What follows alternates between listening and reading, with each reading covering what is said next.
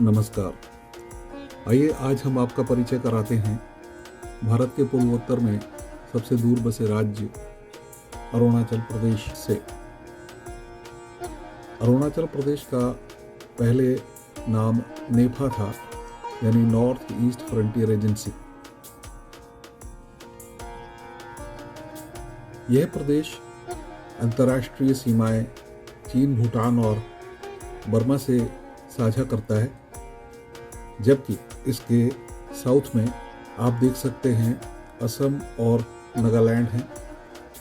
ईटानगर इसकी राजधानी है जो लाल सर्कल में दिखाई देती है। इसके दो सर्वाधिक प्रिय पर्यटन स्थल हैं जीरो वैली और तवांग। तवांग आप हरे सर्कल में देख सकते हैं जो भूटान और चीन के बॉर्डर पर है।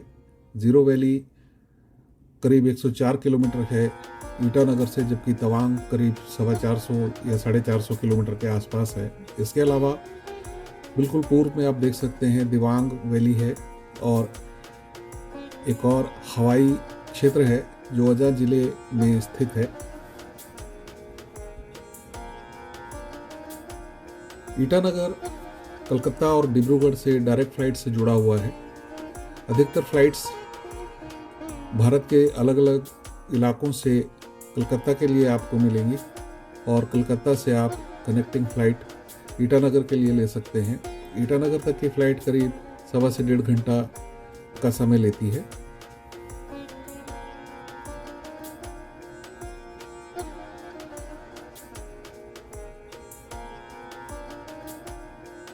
जैसे ही फ़्लाइट कलकत्ता से उड़ती है और पूर्व की ओर चलना शुरू करती है, तो कलकत्ता की घनी आबादी वाला क्षेत्र और उसका धुंधला आकाश पीछे छूटना शुरू हो जाता है, और आप पाएंगे कि अब आकाश एकदम नीला दिखाई देने लगता है। ईटानगर उतरने से पहले आपको यह तय कर लेना चाहिए कि वहाँ से ले जाने के लिए आपके पास टैक्सी है या नहीं, क्योंकि छोटा एयरपोर्ट है। बमुश्किल 2 फ्लाइट 3 फ्लाइट वहाँ से उड़ान भरती हैं, इसलिए हो सकता है कि आपको टैक्सी न मिले। ईटानगर उतरने से पहले आपको दिक्रोंग नदी दिखाई देगी, जो कि ब्रह्मपुत्र नदी का ही एक उपनदी है। यह नदी असम और अरुणाचल से होकर बहती है।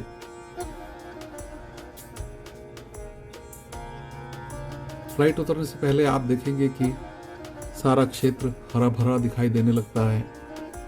चारों तरफ पहाड़ियां दिखाई देती हैं और आबादी का नामो निशान ना होने के बराबर ही है। ईटानगर आप रेल से भी पहुंच सकते हैं। यहाँ का सबसे नज़दीक आसाम का रेलवे स्टेशन है हारमुटी, और अरुणाचल प्रदेश जो कि ईटानगर से करीब 15 किलोमीटर दूर है नाहरलागुन है। यहाँ का एयरपोर्ट काफ़ी छोटा है, क्योंकि आबादी के हिसाब से काफ़ी है। एयरपोर्ट से बाहर निकलते ही आप प्रकृति की गोद में समा जाते हैं। आपको दूर दूर छितरे हुए घर बने हुए दिखाई देंगे, अच्छी खुली सड़क दिखाई देगी, और दोनों तरफ हरियाली ही हरियाली, छोटी छोटी पहाड़ियों के बीच। ईटानगर आप बाय रोड भी पहुंच सकते हैं।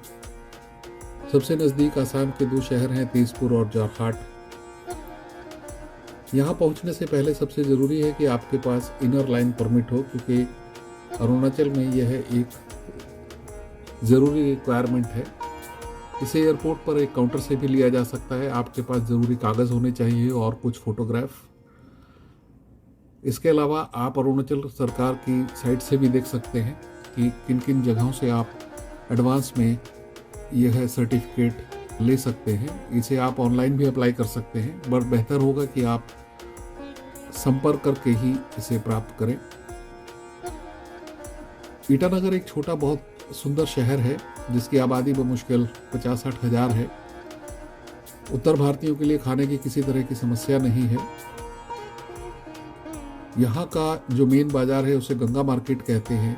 उससे थोड़ा आगे जाएंगे तो आपको एक तिब्बतन बुद्धिस्ट गोम्पा मिलेगा।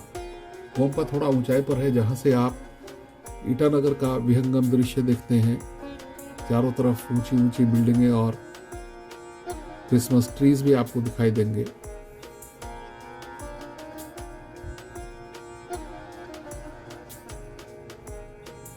गोम्पा से आपको दिखाई देगा कि ईटानगर काफी घना शहर है।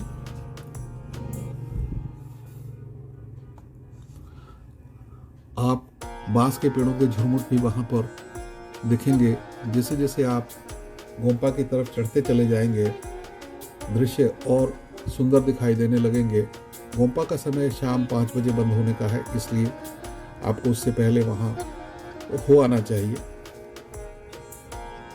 गोम्पा के बगल में ही एक छोटा सा रेस्टोरेंट है जहां पर आप चाय, कॉफ़ी या कुछ स्नैक्स ले सकते हैं। जब आप ऊपर पहुंच जाते हैं तो वहां का दृश्य बहुत सुंदर है। गोम्पा पारंपरिक रूप से सजा हुआ है। तिब्बती कला का आपको वहाँ परिचय होगा। जैसे ही आप अंदर जाएंगे, आपके दाहिनी ओर बहुत सुंदर गोम्पा दिखाई देगा। उसके बगल बाईं ओर आपको उनका मुख्य मंदिर दिखाई देगा और उसके बीच में ये धम्मचक्र दिखाई देंगे। गोम्पा छोटी जगह है लेकिन बहुत सुंदर है। वहाँ से आप इस तरह से छीले जा रहे पहाड़ भी देखेंगे जिन्हें देखकर दुख होता है। वास्तव में अरुणाचल में सड़कें चौड़ी की जा रही हैं, इसके कारण समतलीकरण चल रहा है।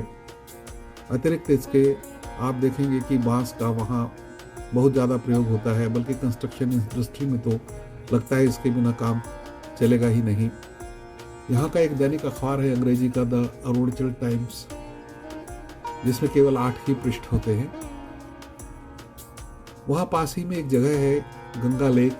रास्ते में आप इस तरह के दृश्य देखेंगे, आपको अच्छा लगेगा। बस अभी थोड़ा रास्ता ठीक नहीं है क्योंकि उस सड़क को चौड़ा किया जा रहा है और जगह जगह पानी भराव मिलेगा। जब आप गंगा लेक पहुंच जाएंगे तो सीढ़ियाँ चढ़ने के बाद आपको एक विहंगम दृश्य दिखाई देगा। इस लेक में बोटिंग भी होती है। लेक के चारों तरफ फुटपाथ बना हुआ है जिसे करीब 3 किलोमीटर बताया जाता है। ऊपर नीचा होने के कारण यहाँ पर आदमी काफ़ी समय लेता है। यहाँ पर कई गणमान्य व्यक्ति ट्री प्लांटेशन भी करते हैं। उनकी नाम की पट्टियाँ भी आपको जगह जगह देखने को मिलेंगी। पूरा इलाका एकदम घना हरियाली से भरा हुआ है और एकदम शांत। यहाँ एक चीज़ और देखेंगे कि आप इस तरह के हाट बाजार के शेड देखेंगे जो कि प्राइवेट लोगों के हैं और हफ्ते में एक दिन इनमें बाजार लगता है। यहाँ पास में ही एक बायोलॉजिकल पार्क है जिसमें आपको जरूर जाना चाहिए। हालांकि स्थानीय लोग हो सकता है इसे आपको जू के नाम से बताएं और आपको लगे कि यार जू कोई खास देखने वाली जगह नहीं है। वास्तव में आप इसे एक जंगल ट्रैकिंग मान के चलिए, जो कि मुश्किल नहीं है क्योंकि अंदर सड़क बनी हुई है और ये बहुत बड़ा इलाका है, कई एकड़ में फैला हुआ। बीच बीच में आप पाएंगे कि यहाँ पर तरह तरह के जानवर रखे गए हैं। एकदम शांत और हरियाली से भरा हुआ इलाका है जहाँ आपको एक तरफ घाटी दिखाई देगी तो दूसरी तरफ छोटी छोटी पहाड़ियाँ होंगी और प्रकृति की छटा यहाँ दिखते ही बनती है। आप यहाँ कितना भी समय बिता सकते हैं, आपको अच्छा ही लगेगा। यह बात अलग है कि पार्क में कुछ भी ले जाने की मनाही है सिवाय पानी के। यदि आपने कुछ खरीदा भी है तो वो गेट पर आपसे रखवा लिया जाएगा, इसलिए इस बात का ध्यान रखें कि आप इस पार्क में खाने पीने की कोई भी चीज़ न ले जाएं सिवाय पानी के। ऑफकोर्स यहाँ से आपको ईटानगर के बहुत सुंदर दृश्य दिखाई देंगे और शहर के दूसरी तरफ पहाड़ दिखाई देंगे। अगर मौसम धुंधला ना हो तो ये पहाड़ बहुत सुंदर दिखाई देते हैं, बट आमतौर से यहाँ पर आपको थोड़ा मिस्टी सा ही आकाश दिखाई देता है।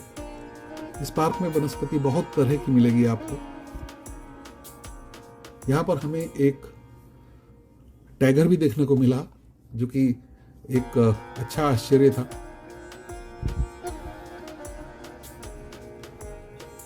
यहाँ के होटल रीजनेबल हैं, बहुत ज़्यादा महंगे नहीं हैं और ठीक ठाक हैं। हम शहर से थोड़ा पहले ही एक सिग्नेट इन ट्रेंड्स नाम के होटल में ठहरे थे, जो कि बड़ा रीजनेबल और अच्छा होटल है। सिग्नेट का वैसे मतलब होता है युवा हंस। खाने की यहाँ पर उत्तर भारतीयों को किसी तरह की दिक्कत नहीं होगी, और सबसे अच्छी बात है कि यहाँ सभी लोग हिंदी बोलते हैं, इसलिए आपको कुछ भी ऐसा नहीं लगेगा कि आप किसी ऐसे इलाके में हैं जहाँ आपको कम्युनिकेशन में प्रॉब्लम आ रही है। यहाँ पर लोगों की प्रकृति शांत है, आपको मुस्कुराकर बात करते मिलेंगे, किसी तरह का लोगों में एग्रेशन नहीं है। हमारा एक अच्छा अनुभव यह था कि यहाँ के शेयरिंग ऑटो में हमसे किसी ने भी ओवरचार्ज नहीं किया। बायोलॉजिकल पार्क में एक जैगुआर भी था, जिसे देखकर अच्छा लगा।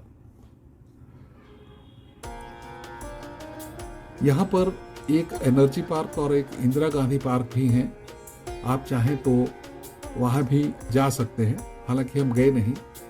इसके अलावा यहाँ पर एक ईटानगर फोर्ट है जो हम नहीं देख पाए क्योंकि वहाँ पर कुछ काम चल रहा था।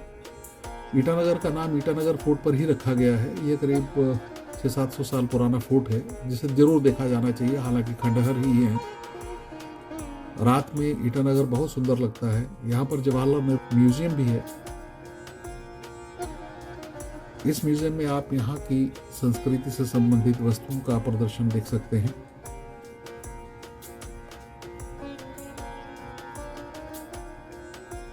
जैसे ही आप ईटानगर शहर से बाहर निकलते हैं, बांस की खपच्चियों से बने हुए छोटे छोटे घर आपको बहुत आकर्षित करेंगे। वे घर आमतौर से हरियाली के बीच बने होते हैं और बहुत सुंदर लगते हैं।